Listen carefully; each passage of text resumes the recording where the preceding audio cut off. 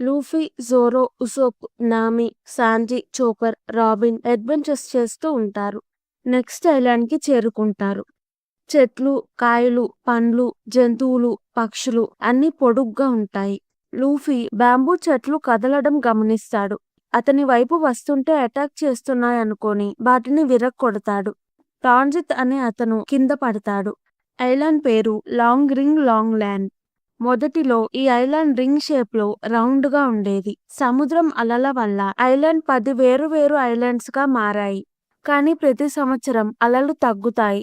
ఒక ఐలాండ్ కి ఇంకొక ఐలాండ్ కి కనెక్షన్ వస్తుంది. ఊరిలో వాళ్ళు ప్రతి సంవత్సరం అలలు తగ్గినప్పుడు పక్క ఐలాండ్ కి మైగ్రేట్ అవుతూ ఉంటారు.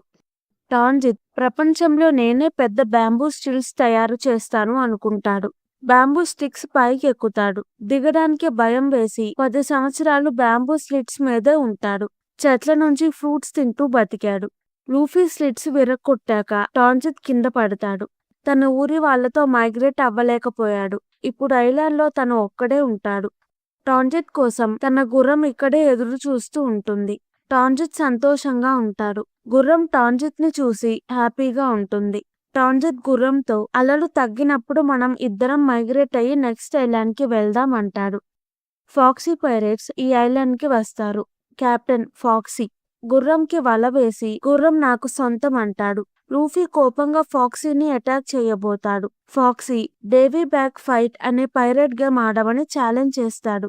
గేమ్ లో గెలిచిన వాళ్ళు ఆపోజిట్ టీం క్రూ మెంబర్స్ లో నచ్చిన వాళ్ళని వాళ్ళ క్రూలో చేర్చుకుంటారు. అంటే గేమ్ లో ఓడిపోయిన వాళ్ళు క్రూ మెంబర్ ని కోల్పోతారు. ఇలాంటి డేంజరస్ గేమ్ కి లూఫీ ఒప్పుకుంటాడు. First game donut race. 2 teams boats లో లాంగ్ ఐలాండ్ చుట్టూ తిరిగి రావాలి. మధ్యలో బోట్ విరిగిపోతే గేమ్ ఓడిపోయినట్టే. వెపన్స్ వాడొచ్చు. తప్పిపోకుండా 2 టీమ్స్ కి ఎటర్నల్ పోస్ ఇస్తారు. స్ట్రా హ్యాట్స్ నుంచి నామి, ఉసోప్, రాబిన్ ఈ గేమ్ లో పార్టిసిపేట్ చేస్తారు. ఫాక్సీ పైరేట్స్ నుంచి 3 వస్తారు. పోటీ మధ్యలో సుడిగుండాలు, అలలు వస్తూ ఉంటాయి. నామి తన స్కిల్స్ తో బోట్ ని ముందుకు తీసుకువెళ్తుంది. ఫాక్సీ స్లో డెవిల్ ఫ్రూట్ తిన్నాడు. దేనినైనా 30 సెకండ్స్ స్లోగా వెళ్లేలా చేయగలడు. నామి వాళ్ళు గోల్ కి దగ్గరలో ఉన్నారు అనగా ఫాక్సీ డెవిల్ ఫ్రూట్ పవర్ వాడతాడు. నామి వాళ్ళ షిప్ స్లో అయిపోయి ఫాక్సీ పైరేట్స్ ఈ రౌండ్ లో గెలుస్తారు. స్ట్రా హ్యాట్స్ క్రూలో నుంచి డాక్టర్ అయిన చాపర్ ని లాక్కుంటారు. Second game groggy ring. ఈ గేమ్ లో టీమ్ కి 3 పార్టిసిపెంట్స్ ఉండాలి. అపోనెంట్ బాల్ ని గోల్ లో వేయాలి. అపోనెంట్ వాళ్ళ బాల్ ని గోల్ లో వేయకుండా చూసుకోవాలి. ట్విస్ట్ ఏంటంటే బాల్స్ బదులు మనుషులు ఉంటారు. వెపన్స్ వాడకూడదు. ఈ రౌండ్ లో జోరో, సాంజీ, చోపర్ ఆడాలి. చాపర్ ని ఫాక్సీ తీసుకున్నాడు కాబట్టి జోరో, సాంజీ మాత్రమే ఈ గేమ్ ఆడతారు. బాల్ గా సాంజీ ఉంటాడు. ఫాక్సీ పైరేట్స్ నుంచి 3 గ్రాగీ మాన్స్టర్స్ ఈ రౌండ్ లో పాల్గొంటారు. పెద్ద జైంట్ బాల్ లా ఉంటాడు. గేమ్ లో జోరో, సాంజీ అపోనెంట్స్ తో కాకుండా వాళ్ళలో వాళ్ళు గొడవ పడి ఫైట్ చేసుకుంటారు. ఫాక్సీ టీం వెపన్స్ వాడి చీటింగ్ చేస్తారు. జోరో, సాంజీ ఒకళ్ళతో ఒకళ్ళు కోఆపరేట్ చేసుకుంటూ అపోనెంట్ బాల్ గోల్ లో వేసి ఈ రౌండ్ లో గెలుస్తారు. లూఫీ చాపర్ ని వెనక్కి తీసుకుంటాడు. Third round captains combat. Luffy, Foxy ship లో ఫైట్ చేసుకుంటారు. 100 మీటర్స్ సర్కిల్ ఉంటుంది. సర్కిల్ నుంచి ఎవరు ముందు బయటికి వస్తారో వాళ్ళు అవుట్. ఫాక్సీ మోసం చేసి షిప్ లో వెపన్స్, ట్రాప్స్ పెడతాడు. లూఫీ ట్రాప్స్ నుంచి తప్పించుకొని ఫాక్సీని ఓడిస్తాడు. ఫాక్సీ పైరేట్ ఫ్లాగ్ తీసుకుంటాడు. ఫాక్సీ పైరేట్స్ వెళ్లిపోతారు. లూఫీ టాంజిత్ తన గుర్రం కోసమే ఫాక్సీతో గేమ్ ఆడాడు. గుర్రం నెట్ నుంచి ఫ్రీ అవుతుంది. నేవీ అడ్మిరల్ ఆవోకిజీ లాంగ్ ఐలాండ్ లో ఉంటాడు. లూఫీ వాళ్ళకి ఎదురు పడతాడు. ఆవోకిజీని చూసి రాబిన్ చాలా టెన్షన్ పడుతుంది. ఆవోకిజీ అరబాస్తా ఇన్సిడెంట్ తరువాత రాబిన్ ఎక్కడికి వెళ్ళింది అని తెలుసుకోవడానికి వచ్చాడు. ఐస్ డెవిల్ ఫ్రూట్ తిన్నాడు. ఐస్ ని కంట్రోల్ చేయగలడు. సముద్రం మొత్తాన్ని ఒకేసారి ఐస్ గా మార్చగలడు. అంత స్ట్రాంగ్ గా ఉంటాడు. లూఫీ క్రూతో Nico Robin bounty 79 million berries. తను డేంజర్. మీ క్రూలో ఉంది కాబట్టి మీరు కూడా డేంజర్ లో పడతారు అంటాడు. రాబిన్ ఆవోకిజీని అటాక్ చేస్తుంది. ఆవోకిజీ ఐస్ లా మారి విరిగిపోయి మళ్ళీ జనరేట్ అవుతాడు. లూఫీ, జోరో, సాంజీ కూడా ఆవోకిజీని అటాక్ చేస్తారు. వాళ్ళ చేతులు, కాళ్ళు ఐస్ లా మారతాయి. స్ట్రా హ్యాట్స్ క్రూ ఆవోకిజీని ఓడించే ఛాన్సే లేదు. అఓకిజీ రాబిన్ ని ఐస్ స్టాచ్యూలా మార్చేస్తాడు. రాబిన్ కి వేడి పెట్టి డీఫ్రాస్ట్ చేస్తే బ్రతుకుతుంది. స్టాచ్యూ పగిలిపోతే రాబిన్ కూడా చనిపోతుంది. లూఫీ క్రూతో నేను ఒక్కడినే అఓకిజీతో ఫైట్ చేస్తాను, మీరు వెళ్ళండి అంటాడు. చాపర్, ఉసోప్, నామి రాబిన్ స్టాచ్యూని మేరీగోలోకి తీసుకువెళ్లి ట్రీట్మెంట్ ఇస్తారు. జోరో, సాంజీ సముద్రంలో దూకి ఐస్ ని కరిగించుకుంటారు. లూఫీ దగ్గరికి వెళ్తారు. లూఫీ కూడా స్టాచ్యూలా అయ్యి ఉంటాడు. లూఫీని తొందరగా షిప్ లోకి తీసుకువెళ్తారు. చాపర్ ట్రీట్మెంట్ ఇస్తే లూఫీ, రాబిన్ ఇద్దరూ మళ్ళీ మామూలవుతారు.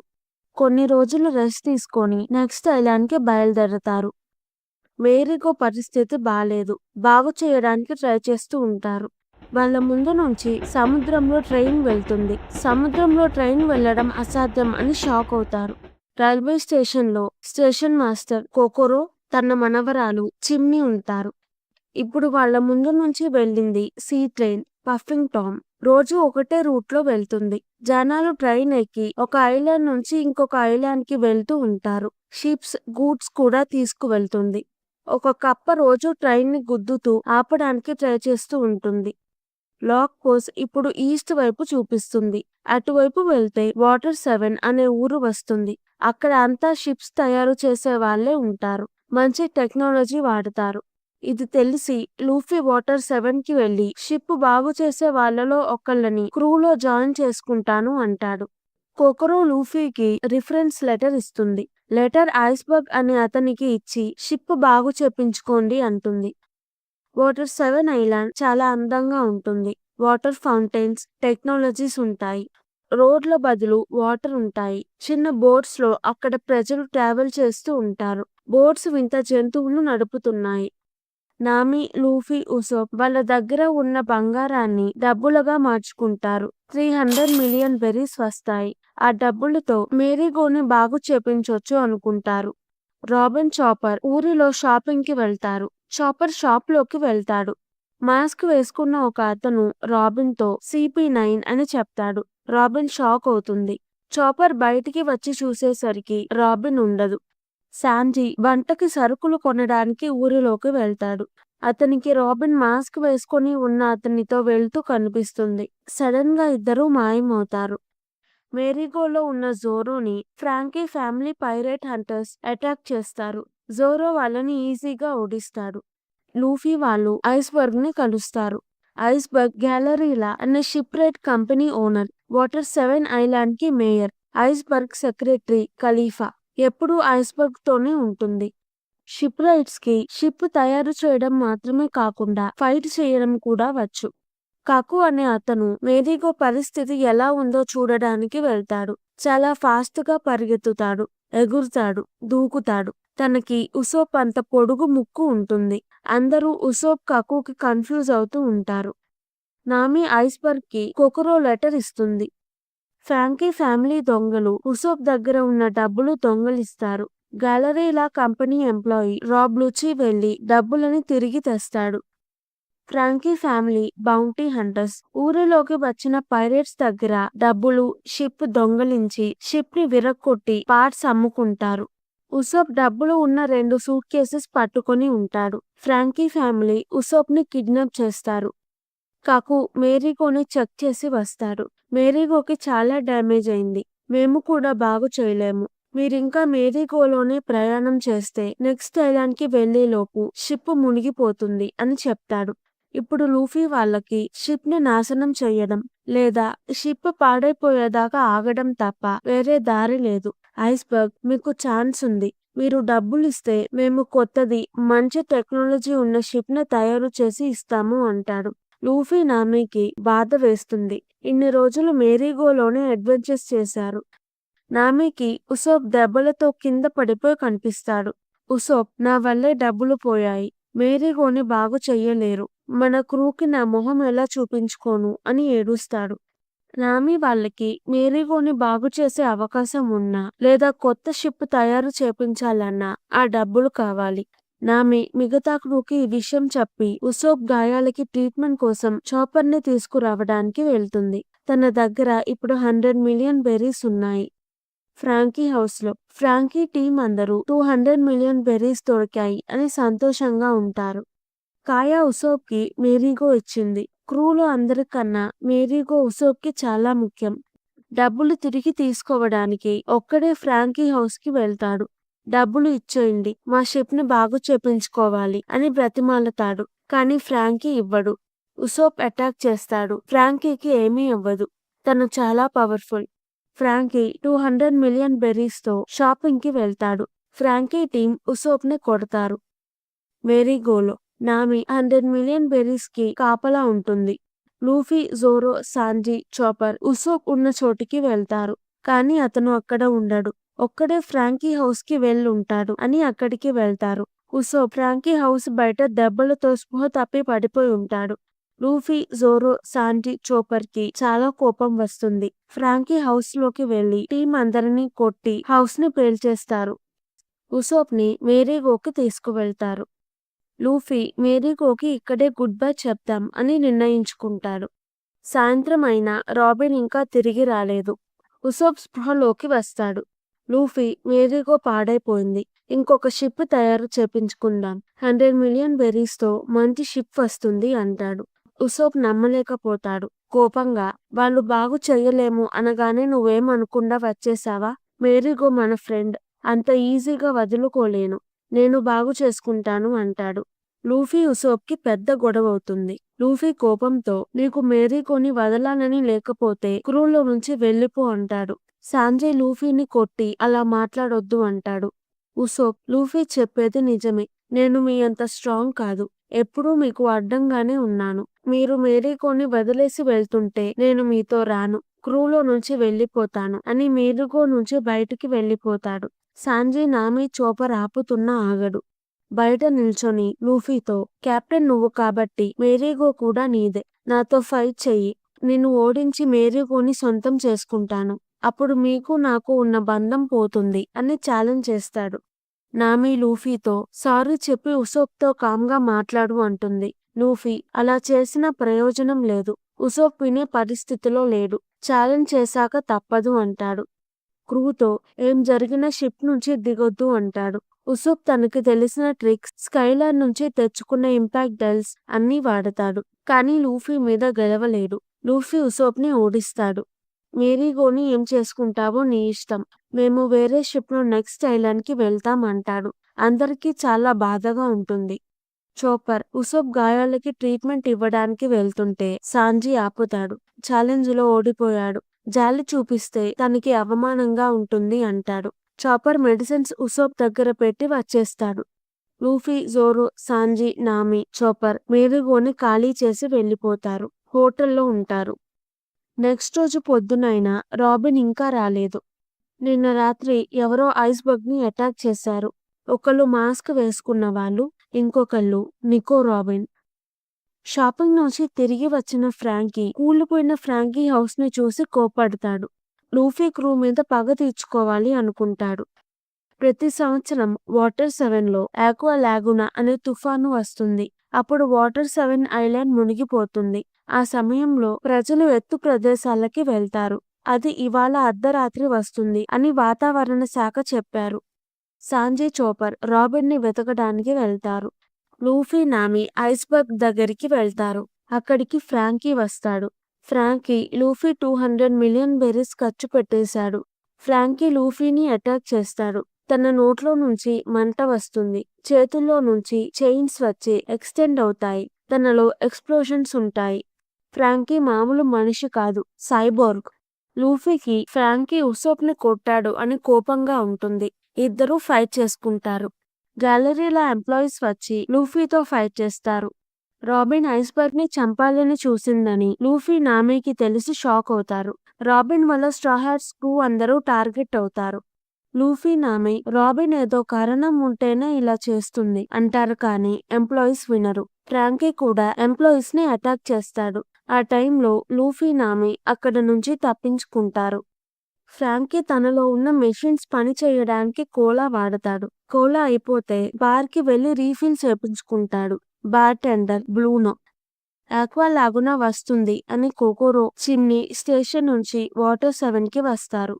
రాబిన్‌కి CP9 వాళ్ళు ఇంకొక మిషన్ ఇస్తారు.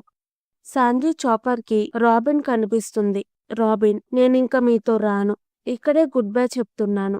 ఐస్‌బర్గ్ ని అటాక్ చేసింది నేనే. నాతో మీకు తెలియని రహస్యాలు ఉన్నాయి. అవి ఎప్పటికైనా మిమ్మల్ని నాశనం చేస్తాయి. సిట్యుయేషన్ ఇంకా దారుణంగా అవుతుంది. ఇంకెప్పుడూ మిమ్మల్ని కలవను అని వెళ్ళిపోతుంది. ఉసోప్ తన దగ్గర ఉన్న కొంత డబ్బులతో చెక్కలు కొని తీసుకువెళ్తాడు. మేరీగోని బాగు చేస్తూ ఉంటాడు. లూఫీ, జోరో, నామి, చాపర్ హోటల్ మేడ మీద కలుస్తారు. రాబిన్ శత్రువుగా పరిచయమైంది. ఇప్పుడు లూఫీ క్రూకి రాబిన్ మిత్రువా శత్రువా అని తెలుసుకునే సమయం వచ్చింది. రాబిన్ ఇవాళ ఐస్బర్గ్ ని చంపేస్తుంది. మనం ఐస్బర్గ్ ఇంటికి వెళ్లి రాబిన్ ని అడిగి ఎందుకు ఇలా చేస్తుందో తెలుసుకుందాం అనుకుంటారు. ఎంప్లాయీస్ ఐస్బర్గ్ కి కాపలా ఉంటారు. ఐస్బర్గ్ పౌలి అనే ఎంప్లాయీకి ఒక పని చెప్తాడు. రాబిన్ CP9 కంపెనీలోకి వెళ్లి ఎంప్లాయీస్ తో ఫైట్ చేస్తారు. పౌలి ఐస్బర్గ్ చెప్పినట్టు లాకర్లో ఉన్న డాక్యుమెంట్ బయటికి తీస్తాడు. ఎంప్లాయీస్ అందరినీ ఓడించి CP9 వాళ్ళు పౌలి దగ్గరికి వస్తారు. వాళ్ళు cipher number 9 under cover agents. Iceberg దగ్గరికి రాబిన్ ఇంకొక ఏజెంట్ వెళ్తారు. ఏజెంట్ డోర్ డెవిల్ ఫ్రూట్ తిన్నాడు. ఎక్కడైనా డోర్ ఓపెన్ చేయగలడు. నిన్న కూడా రాబిన్ ఇలానే ఐస్బర్గ్ రూమ్ కి వచ్చింది. స్టాహాట్స్ మీద నింద వెయ్యాలని నిన్న ఐస్బర్గ్ ని చంపలేదు. ప్రపంచంలో పానెగ్లిఫ్ ని చదవగలిగేది రాబిన్ ఒక్కటే. పానెగ్లిఫ్ లో వెపన్స్ గురించి ఉంటాయి. రాబిన్ పానెగ్లిఫ్ ని చదివి వెపన్స్ ని కనిపెడుతుందేమో అని 8 ఏళ్లు ఉన్నప్పుడే తన మీద గవర్నమెంట్ బౌంటీ పెట్టారు. క్రోకడైల్ వెతుకుతున్న ప్లూటాన్ వెపన్ బ్లూ ప్రింట్స్ ఐస్బర్గ్ దగ్గర ఉన్నాయి. చాలా ఏళ్ల క్రితం వాటర్ 7లో తయారు చేసిన బ్యాటిల్ షిప్ ప్లూటాన్ కంట్రోల్లో లేకపోతే అలాంటి షిప్పే ఇంకొకటి తయారు చేసి ప్లూటాన్ ని ఆపడానికి బ్లూ ప్రింట్ క్రియేట్ చేశారు. బ్లూ ప్రింట్ తరతరాలుగా వస్తూ టామ్ చేతుల్లో పడింది. టామ్ ఐస్బర్గ్ కి బ్లూ ప్రింట్స్ ఇస్తున్నప్పుడు ఒక అమ్మాయితో జాగ్రత్తగా ఉండమంటాడు. ఆ అమ్మాయి పవర్ఫుల్ వెపన్స్ ని బయటికి తీసి ప్రపంచాన్ని నాశనం చేయగలదు అని చెప్పాడు. గవర్నమెంట్ స్వార్థంతో ప్లూటోన్ లాంటి ఆయుధం తయారు చేయడానికి బ్లూ ప్రింట్స్ కోసం CP9 ఏజెంట్స్ ని పంపారు.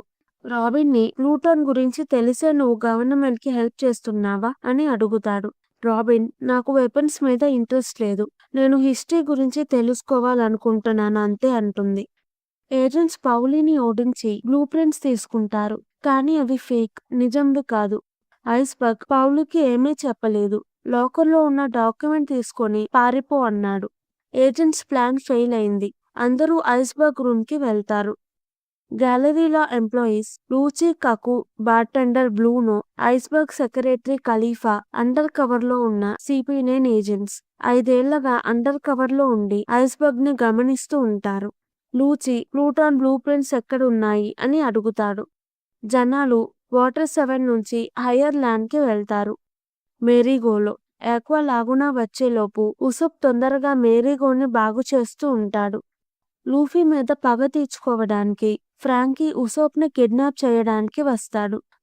ఐస్బర్గ్ టామ్ అని అతని కింద అసిస్టెంట్ గా పనిచేశాడు. టామ్ కి ఇంకొక అసిస్టెంట్ ఉండేవాడు, కర్టీ ఫ్లామ్. అతను చనిపోయాడు. కానీ సీక్రెట్ గా ఫ్రాంకీ పేరుతో బ్రతికే ఉన్నాడు. ఐస్బర్గ్ ప్లూటాన్ బ్లూ ప్రింట్స్ ఫ్రాంకీని నమ్మి అతనికి ఇచ్చాడు. ఐస్బర్గ్ ఏమీ చెప్పకపోయినా లూచి వాళ్ళు స్కిల్స్ తో ఐస్బర్గ్ నుంచి నిజం తెలుసుకుంటారు. జోరో, నామి, చాపర్, లూఫీ, పౌలి ఐస్బర్గ్ రూమ్ కి వస్తారు. గవర్నమెంట్ ఏజెంట్స్ చాలా ట్రైనింగ్ తీసుకొని స్ట్రాంగ్ గా ఉంటారు. లూఫీ అటాక్స్ వాళ్ళకి తగలవు.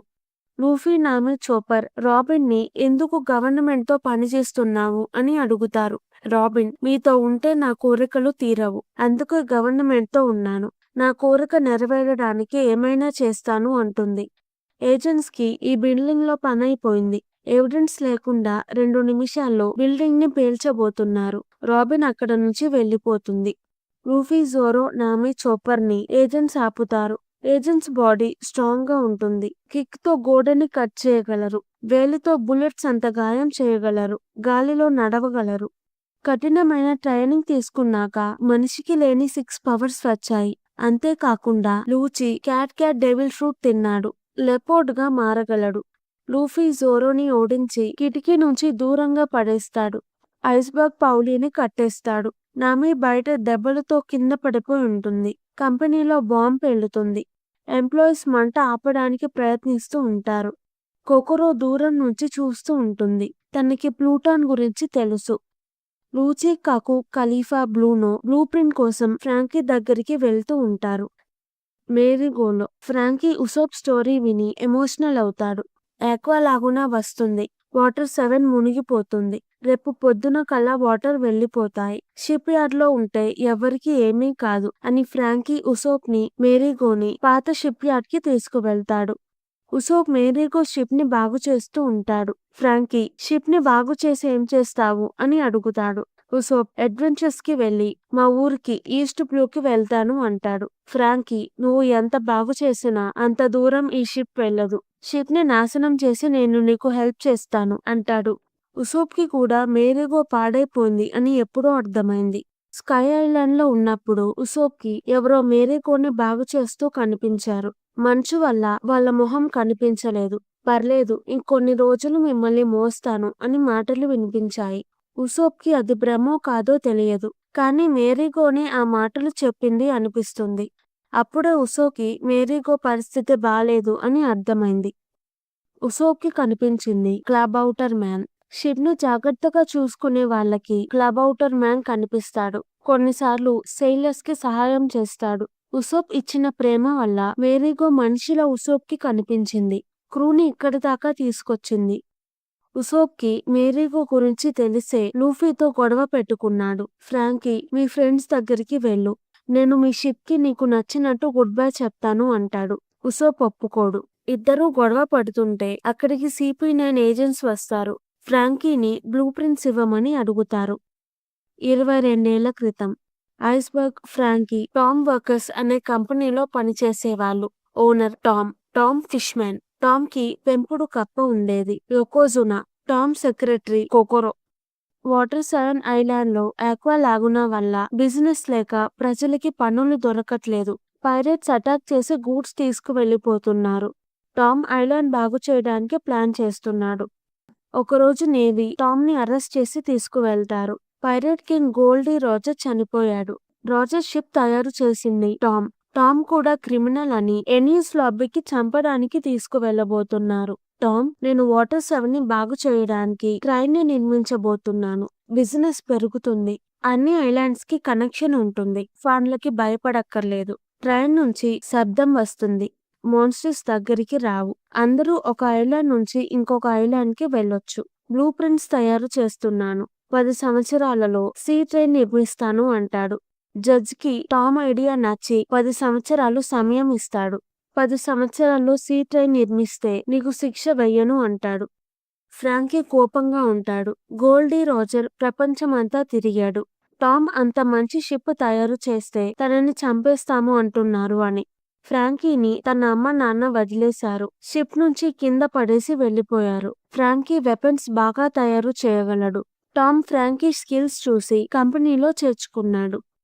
10 సంవత్సరాలు చాలా కష్టపడి Tom, Iceberg, Franky, Yokozuna, sea train, puffing Tom ని నిర్మించారు. 4 సంవత్సరాల తరువాత వాటర్ 7 ఇంప్రూవ్ అయింది. బిజినెస్ బాగా జరుగుతుంది. ప్రజలకి ఉద్యోగాలు వచ్చాయి. ఫ్రాంకీ బ్యాటిల్ షిప్ తయారు చేస్తూ ఉంటాడు. ఐస్బర్గ్ బ్యాటిల్ షిప్స్ తయారు చేయొద్దు. వాటితో మనుషులకి ప్రమాదం ఉంటుంది అన్న ఫ్రాంకీ వినడు.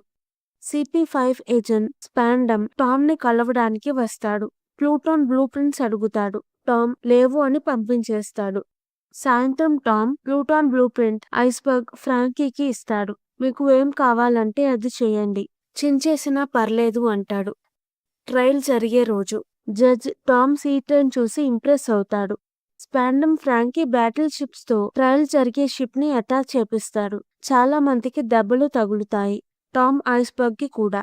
స్పాండమ్ టామ్ మీద నింద వేస్తాడు.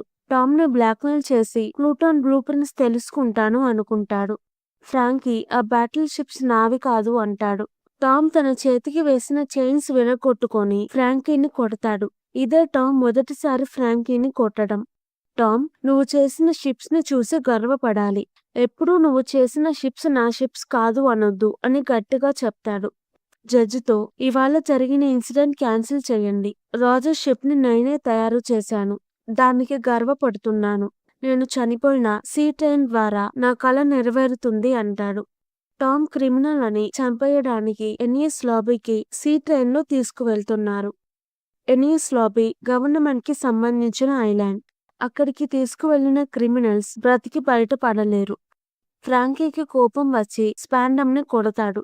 టామ్ ని తీసుకువెళ్ళనివ్వడు. సీ ట్రైన్ కి అడ్డంగా ఉండి ఆపడానికి ట్రై చేస్తాడు. ట్రైన్ ఫ్రాంకీని గుద్దుతుంది. అందరూ చనిపోయాడు అనుకుంటారు, కానీ బ్రతికే ఉన్నాడు. బాడీ పార్ట్స్ నాశనం అయిపోయాయి. ఆ పార్ట్స్ బదులు మెషిన్స్ పెట్టుకొని సైబోర్గ్లా మారుతాడు. యోకోజునా అప్పట్నుంచి ఇప్పటిదాకా 8 ఏళ్లు పఫింగ్ టామ్ ని ఆపడానికి ట్రై చేస్తూ ఉంటుంది.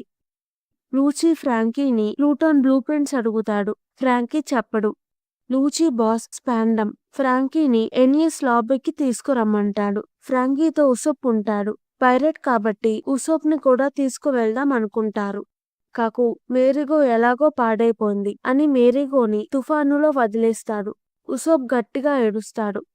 గ్యాలరీలలో మంటలు వస్తాయి. ఎంప్లాయీస్ మంటలు ఆపడానికి ట్రై చేస్తున్నారు. చాపర్ ఐస్బర్గ్ పౌలీని బయటికి తీసుకొస్తాడు. గవర్నమెంట్ రాబిన్ కి 2 కండిషన్స్ చెప్తారు. 1, ఐస్బర్గ్ కేసులో స్ట్రా హ్యాట్స్ ని ఇరికించాలి. 2, గవర్నమెంట్ కి లొంగిపోవాలి, లేదంటే స్ట్రా హ్యాట్స్ ని చంపేస్తాము అని. రాబిన్ తన ఫ్రెండ్స్ ని కాపాడడానికి గవర్నమెంట్ తో పనిచేస్తుంది. లూఫీతో నా కోరిక నెరవేరాలి అని చెప్పింది. తన ఫ్రెండ్స్ ఈ ఐలాండ్ నుంచి సేఫ్ గా బయటికి వెళ్లడమే తన కోరిక. తన ఫ్రెండ్స్ కోసం ప్రపంచం నాశనం చేయడానికి తను చనిపోవడానికి కూడా రెడీ అయింది. నామీ చోపర్ రాబిన్ మమ్మల్ని మోసం చేయలేదు అని సంతోషపడతారు. సాంజీ రాబిన్ ని ఫాలో అవుతూ రైల్వే స్టేషన్ కి వెళ్తాడు. ఏజెంట్స్ ఉసోప్ ఫ్రాంకీని తీసుకొస్తారు. సాంజీ ట్రైన్ ఎక్కుతాడు. ట్రైన్ ఎనియస్ లాబీకి వెళ్తుంది కాబట్టి ట్రైన్ లో అందరూ గవర్నమెంట్ కి సంబంధించిన వాళ్లే ఉంటారు. లూఫీ పౌలీని షిప్ అడుగుతాడు. పౌలీ ఆక్వా లాగునా ఉన్నప్పుడు సముద్రంలోకి వెళ్తే షిప్ విరిగిపోతుంది. ఎప్పటిలా కాకుండా ఈసారి ఆక్వా లాగున అలలు గట్టిగా వస్తున్నాయి. పౌలీ షిప్ ఇవ్వడు. రాబిన్ ని ఎనియస్ లాబీకి తీసుకువెళ్తున్నారు. క్రిమినల్స్ అక్కడ అడుగు పెడితే తప్పించుకోలేరు. ఒకవేళ తప్పించుకుంటే 2 చోట్లకి వెళ్ళగలరు. ఒకటి నేవీ హెడ్ క్వార్టర్స్ కి, ఇంకొకటి సముద్రంలో ఉండే పెద్ద జైల్ ఇంపెల్ డౌన్ కి.